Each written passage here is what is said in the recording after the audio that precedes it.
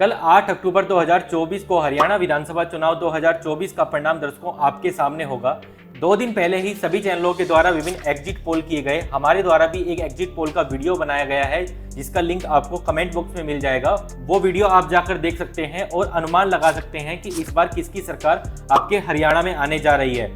लेकिन उसके उलट फलोदी का सट्टा बाजार, जिसको लेकर दर्शकों में उत्साह बना रहता है, उसने भी 2 दिन पहले जो अनुमान जारी करे थे उसमें बदलाव कर दिया है और बताया है कि नए अनुमानों के अनुसार इस बार किसकी सरकार बनने जा रही है। तो चलिए आपको इस वीडियो में सिलसिलेवार तरीके से बताते हैं कि फलोदी सट्टा बाजार का जो नया अनुमान आया है उसके अनुसार इस बार किसकी सरकार आपके हरियाणा में बनने जा रही है और किस पार्टी को कितनी सीटें देते हुए फलोदी का सट्टा बाजार दिखा रहा है। तो चलिए सबसे पहले शुरुआत करते हैं फलोदी सट्टा बाजार के अनुमानों के साथ।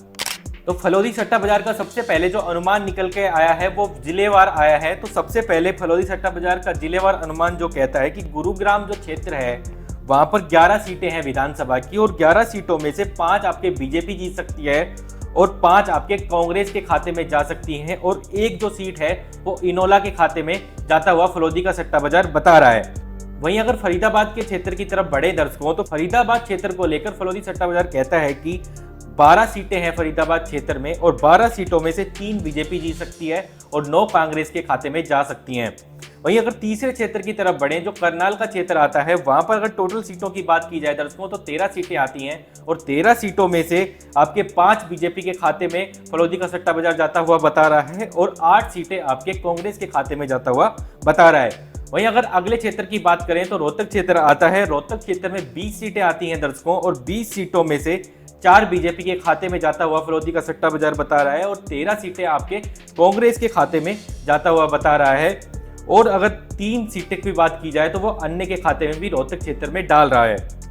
वहीं अगर हिसार क्षेत्र की बात की जाए तो हिसार क्षेत्र में 20 विधानसभा सीटें आती हैं दर्शकों। 20 विधानसभा सीटों में से 4 सीटें आपके बीजेपी के खाते में डाल रहा है, 13 सीटें आपके कांग्रेस के खाते में और 1 इनोला के और 2 सीटें आपके अन्य उम्मीदवार यानी कि निर्दलीय उम्मीदवारों के खाते में डालता हुआ दिख रहा है। वहीं अगर अंबाला क्षेत्र की बात करें फलोदी सट्टा बाजार के आधार पर तो 14 सीटें आती हैं अंबाला क्षेत्र में और अंबाला क्षेत्र में फलोदी का सट्टा बाजार कहता है कि 2 बीजेपी के खाते में जा सकती हैं, 11 सीटें आपके कांग्रेस के खाते में जा रही हैं और 1 सीट आपके अन्य उम्मीदवार को मिलने जा रही है। अगर हम टोटल अनुमान की तरफ बढ़े दर्शकों तो टोटल 90 सीटें हैं। आपको दर्शकों जैसा पता होगा 46 सीटें जिसकी भी आ गई उसकी सरकार बन जाएगी। तो दर्शकों जो पहले फलोदी सट्टा बाजार के अनुमान आए थे उसमें उन्होंने बताया था कि बीजेपी को 24 से 26 सीटें मिल सकती हैं, कांग्रेस को 55 से 58 सीटें मिल सकती हैं और अदर के खाते में 12 से 16 सीटें जा सकती हैं। लेकिन जो नए अनुमान निकल कर आए हैं उनमें कह रहा है फलोदी का सट्टा बाजार जो चुनाव परिणाम से ठीक एक दिन पहले निकल कर आ रहे हैं और इनको ही अंतिम परिणाम माना जाता है। अंतिम परिणाम में कह रहे हैं कि बीजेपी को इस बार 22 से 24 सीटें मिल सकती हैं, यानी कि जो पिछली वाली जो सीटें मिल रही थी उनमें 2 सीटें इस बार इन्होंने कम कर दी है।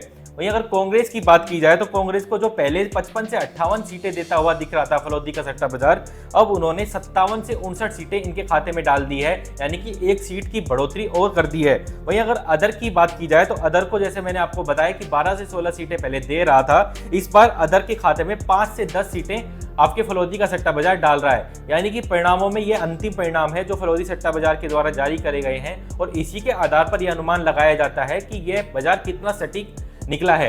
यानी कि दर्शकों साफ है कि फलोदी का सट्टा बाजार अब अंत में भी कांग्रेस की सरकार बनते हुए दिखा रहा है।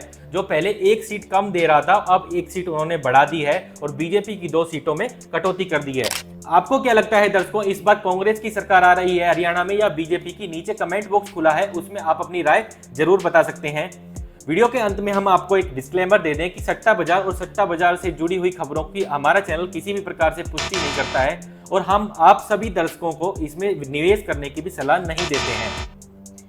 अभी के लिए इस वीडियो में इतना ही। अगर आपको वीडियो पसंद आया तो वीडियो को लाइक कीजिएगा और हम उम्मीद करते हैं कि यह जानकारी आप अपने तक सीमित नहीं रखेंगे, अपने परिवारजनों और मित्रों के साथ जरूर साझा करेंगे।